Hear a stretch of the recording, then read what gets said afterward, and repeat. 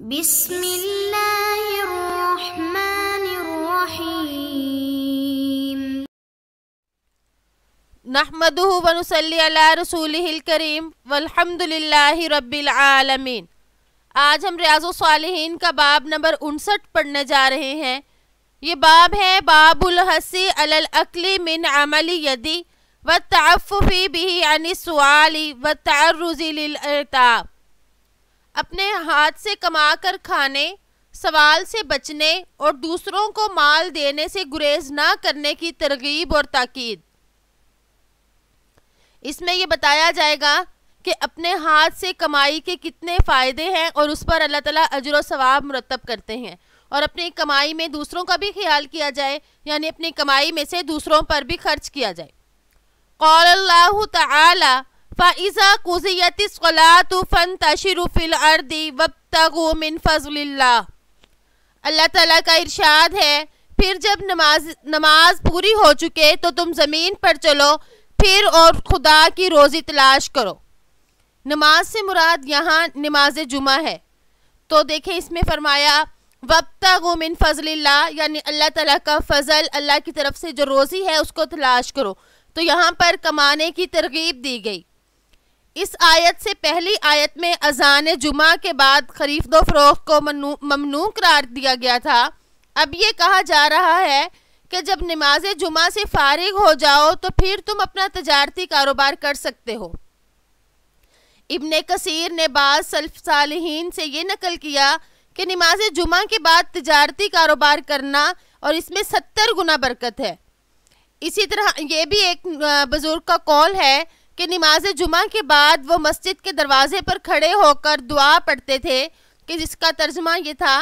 اے اللہ، میں نے تمہارے حکم کی اطاعت کی اور تمہارا فرض ادا کیا، اور جیسے کہ تم نے حکم دیا ہے نماز پڑھ کر میں باہر جاتا ہوں،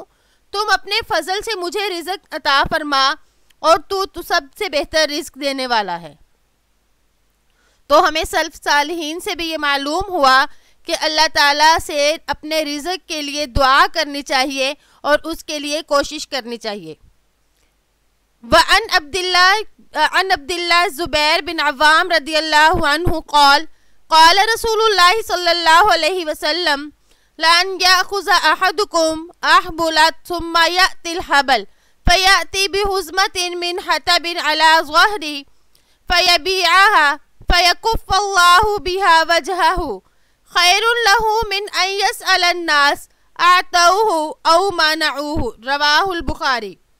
حضرت زبیر بن عوام رضی اللہ تعالیٰ عنہ سے روایت ہے کہ آپ صلی اللہ علیہ وسلم نے ارشاد فرمایا، تم میں سے کسی ایک شخص کا رسیاں لے کر پہاڑ پر جانا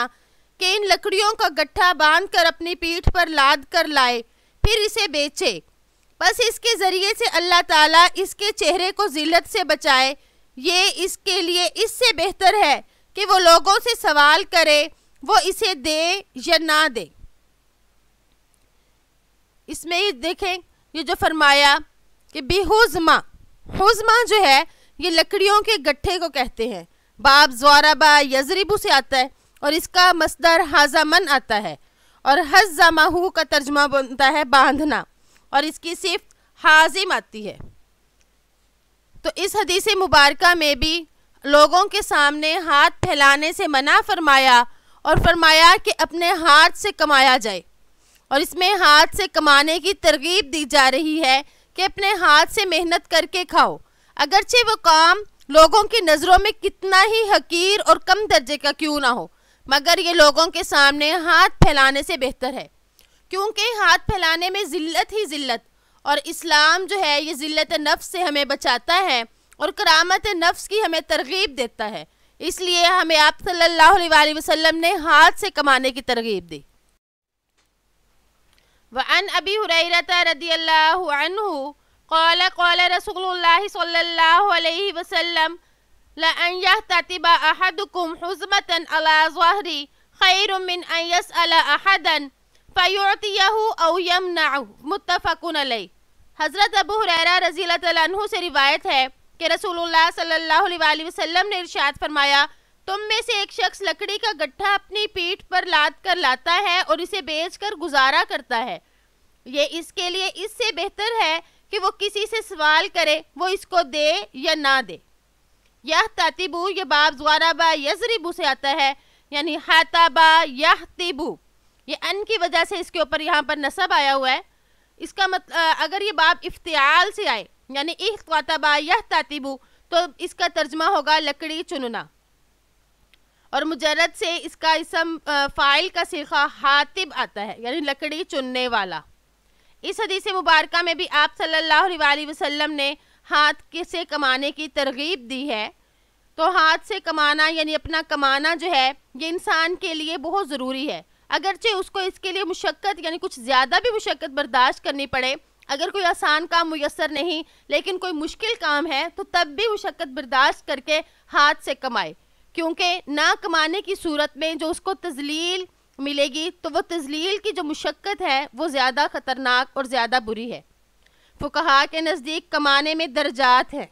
فقہا نے فرمایا کہ کبھی کمانا فرض ہوتا ہے، کبھی حرام، کبھی مستحب، کبھی مباح۔ فرض اس وقت ہوتا ہے جب کمانے والے اور اس کے اہل و عیال کے لیے اس وقت کی ضرورت کے لیے کافی ہو جائے، اتنا کمانا فرض ہے۔ حرام اس وقت ہوتا ہے جب کہ تکبر اور فخر کے اظہار کے لیے کمایا جائے۔ مستحب اس وقت ہوتا ہے کہ ضرورت سے زائد کمانا میسر ہوگا، بشرط کہ اس نیت کے ساتھ کمائے کہ جو زائد ہوگا اس کو فقراء اور مساکین اور دوسرے مستحق حضرات میں تقسیم کر دوں گا، تو اتنا کمانا مستحب ہے۔ مباح اس وقت ہوگا جبکہ وہ ضرورت سے زائد کمائے اس نسبت کے ساتھ کہ اپنی شان و شوکت اور وقار کی حفاظت کرے، یعنی اپنے وقار کی حفاظت کے لیے کمانا جو ہے یہ مباح ہے، جائز ہے۔ وعنہ رضی اللہ عنہ عن النبی صلی اللہ علیہ وسلم قال کان داود علیہ السلام لا یأکل الا من عمل یدی، رواہ البخاری۔ انہی سے روایت ہے، یعنی حضرت ابو ہریرہ رضی اللہ تعالیٰ عنہ سے روایت ہے کہ آپ صلی اللہ علیہ وسلم نے ارشاد فرمایا حضرت داؤد علیہ السلام اپنے ہاتھ کی کمائی سے کھایا کرتے تھے۔ یأکلو،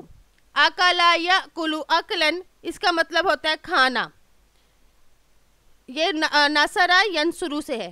اس حدیث مبارکہ میں حضرت داؤد علیہ السلام کے بارے میں بتایا کہ حضرت داؤد علیہ السلام اپنے بارے میں ایک دفعہ تجسس کر رہے تھے، یعنی پوچھ رہے تھے، تو رات کو ایک فرشتہ ان کو آدمی کی صورت میں ملا۔ اس سے بھی انہوں نے یہ سوال کیا کہ داؤد کیسا ہے، تو انہوں نے جواب دیا کہ یہ بہت اچھے ہیں، مگر اتنی بات ضرور ہے کہ وہ بیت المال سے روزی کھاتے ہیں،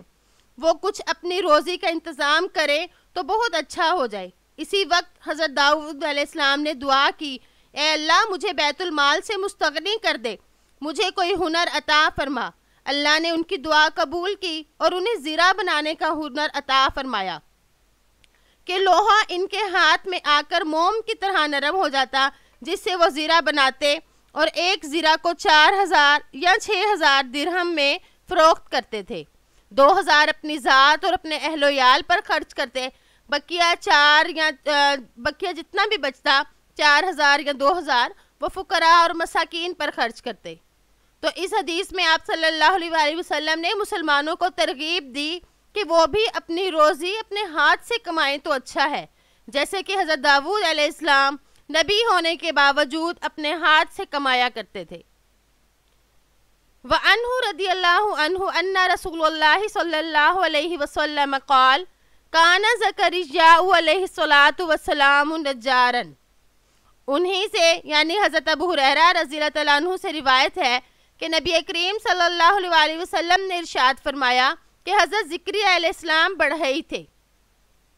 نجار یہ باب نصرہ ینصرو سے آتا ہے اور اس کا مطلب ہے بڑھئی، اور نجرہ ینجرو اگر اس کے صلے میں الیوم ہو تو پھر اس کا ترجمہ ہوگا گرم ہونا۔ بہرحال اس حدیث میں یہ بتایا جا رہا ہے کہ حضرت زکریا علیہ السلام نبی ہونے کے باوجود بڑھئی کا کام کرتے تھے، اور ایک دوسری روایت میں یہ بھی آتا ہے کہ تمام انبیاء علیہ السلام نے بکریاں چرائی ہیں، اور یہ کہا جاتا ہے کہ حضرت آدم علیہ السلام کھیتی باڑی کا کام کرتے تھے، حضرت نوح علیہ السلام بڑھئی کا کام کرتے تھے، اسی طرح ابراہیم علیہ السلام اور موسیٰ علیہ السلام بکریاں بیچتے تھے، سلیمان علیہ السلام مچھلیوں کا کاروبار کرتے تھے، اور 3 خلفاء ہمارے تاجر تھے، اور حضرت علی رضی اللہ تعالیٰ عنہ مزدوری کرتے تھے، اور اکثر ہمارے صحابہ اکرام بھی تاجر، کھیتی باڑی کرنے والے تھے۔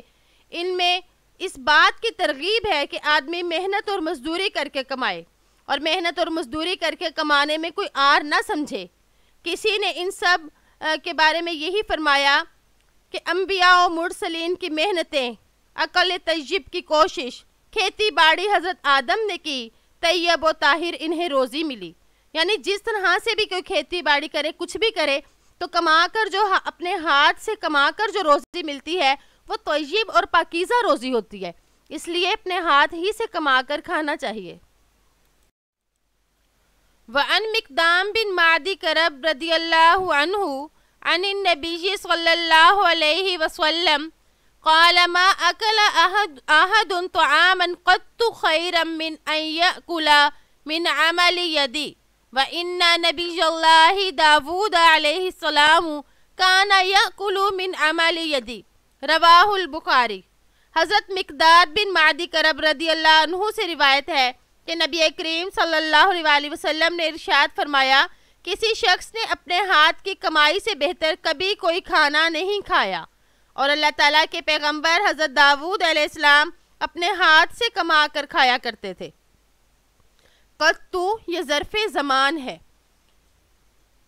اس حدیث میں بھی اپنے ہاتھ سے کما کر کھانے کی فضیلت کو بیان کیا گیا کہ کسی شخص نے اپنے ہاتھ کی کمائی سے بہتر کبھی کوئی کھانا نہیں کھایا، تو اپنے ہاتھ سے کمانے کی ترغیب دی جا رہی ہے۔ تو حضرت ابو ہریرہ رضی اللہ عنہ کی ایک روایت یہ نقل کی کہ آپ نے ارشاد فرمایا، جو شخص اپنے اہل و عیال کی خبر گیری مال حلال سے کرتا ہے تو وہ گویا جہاد کرنے کا اسے ثواب ملتا ہے۔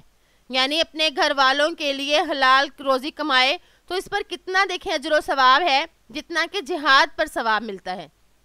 اسی طرح ایک اور روایت میں آپ صلی اللہ علیہ وسلم نے ارشاد فرمایا، جو شخص مخلوق سے بے پرواہ ہونے کے لیے یا اپنے عزیزوں اور پڑوسیوں کے ساتھ بھلائی کرنے کے لیے حلال کمائی کرتا ہے تو قیامت کے دن اس کا چہرہ 14ویں رات کے چاند کی طرح منور اور چمکتا ہوگا، سبحان اللہ۔ اور اسی طرح ایک روایت میں فرمایا کہ مسلمان تاجر کو اللہ اپنا دوست رکھتا ہے۔ دیکھیں کتنی زیادہ فضیلتیں ہیں اپنے ہاتھ سے کما کر کھانے کی۔ اگرچہ ہم کما کر اپنے گھر والوں کو کھلا رہے ہوتے ہیں، لیکن اللہ تعالیٰ ہمیں اس پر ولایت کا درجہ دیتا ہے۔ تو اس لیے تمام لوگوں کو یہ چاہیے کہ وہ حتی الامکان یہ کوشش کریں کہ لوگوں کے آگے ہاتھ نہ پھیلائیں، بلکہ یہ دیکھیں کہ ہمارے انبیاء کرام جو نبی تھے، نبی ہونے کے باوجود انہوں نے اپنے ہاتھ سے کما کر کھانے کو ترجیح دی، تو ہمیں بھی اسی طریقے پر چلنا چاہیے اور خود ہاتھ سے کما کر ہی کھانا چاہیے۔